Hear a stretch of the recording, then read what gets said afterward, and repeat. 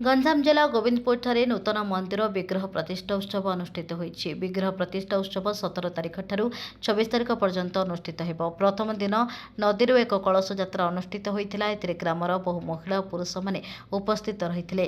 ଆଜି ଗୋବିନ୍ଦପୁର ଗ୍ରାମରେ ଭକ୍ତିମୟ ପରିବେଶରେ ପରିଣତ ହୋଇଥିବା ଦେଖିବାକୁ ମିଳିଛି। ଏହି ଭବ୍ୟ କାର୍ଯ୍ୟ ପାଇଁ ବିଭିନ୍ନ ସ୍ଥାନରୁ ମହାପୁରୁଷମାନେ ଯଜ୍ଞ ଆଚାର୍ଯ୍ୟମାନେ ଯୋଗ ଦେବାର କାର୍ଯ୍ୟକ୍ରମ ରହିଛି। ଏହି ଅବସରରେ ପ୍ରତ୍ୟେକ ଦିନ ଘୃତ ଯଜ୍ଞ, ଅନ୍ନ ଯଜ୍ଞ, ପ୍ରବଚନ, ଭଜନ ଆଦି କାର୍ଯ୍ୟକ୍ରମ ଅନୁଷ୍ଠିତ ହେବ। ବିଭିନ୍ନ ସ୍ଥାନରୁ ଭକ୍ତଙ୍କ ଆଗମନକୁ ଦୃଷ୍ଟିରେ ରଖି ଗୋବିନ୍ଦପୁର ଗ୍ରାମବାସୀ ଓ ମନ୍ଦିର ପରିଚାଳନା କମିଟି ପ୍ରସ୍ତୁତ ଅଛନ୍ତି।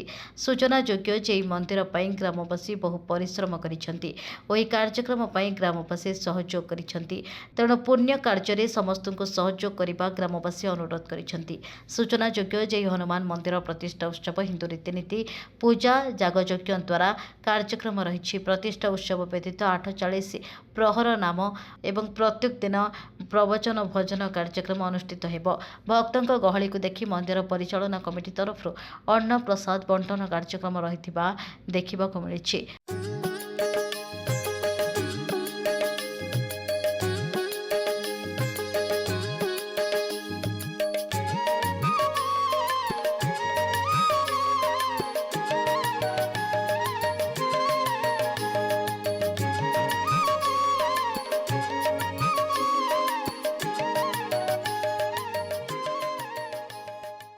ଗଞ୍ଜାମ ଜିଲ୍ଲାରୁ ଅଶେଷ କୁମାର ପାତ୍ରଙ୍କ ରିପୋର୍ଟ।